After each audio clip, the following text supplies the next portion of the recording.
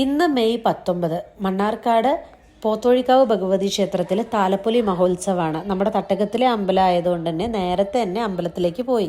ഓരോ അമ്പലത്തിനും ഓരോ ഐതിഹ്യമുള്ള പോലെ ഈ അമ്പലത്തിനുണ്ട് ഒരു ഐതിഹ്യം. പണ്ട് ഈ പ്രദേശത്തെ പ്രമുഖനായ ഒരു കാരണവര് അങ്ങാടിപ്പുറം തിരുമാതാംകുന്ന് ക്ഷേത്രത്തിൽ പോയി ഭജന ഇരിക്കണ്ടായി.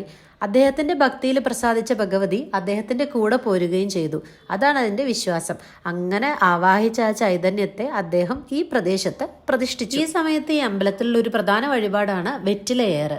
ഈ വെറ്റിലയേറിന്റെ ഐതിഹ്യം എന്താന്ന് വെച്ച് കഴിഞ്ഞാൽ, രാവണവധം അറിഞ്ഞ സീതാദേവി ആ സന്തോഷത്തിൽ ഹനുമാന് നൽകാൻ ആഭരണങ്ങളൊന്നും കയ്യിലുണ്ടായിരുന്നില്ല. അപ്പൊ അടുത്തുള്ള ഒരു വള്ളിച്ചെടിയിൽ നിന്ന് വെറ്റില പറിച്ചിട്ട് ഹനുമാന് കൊടുത്തു. കുടുംബത്തിന്റെ ഐശ്വര്യത്തിനും സമൃദ്ധിക്കും വേണ്ടിയിട്ടും മാറാവ്യാധികളും ദോഷങ്ങളും എല്ലാം ഒഴിഞ്ഞു പോകാനും വേണ്ടിയിട്ടുമാണ് ഈ വെറ്റിലയേറ് ദേവിക്ക് സമർപ്പിക്കുന്നത്. മണ്ണാർക്കാട്ടുകാരുടെ പ്രാദേശിക സംസ്കാരവും വള്ളുവനാടൻ തനിമയും ചേർന്ന് നിൽക്കുന്ന ഒന്നാണ് പോത്തോഴിക്കാവ് ഭഗവതി ക്ഷേത്രത്തിലെ പൂരം.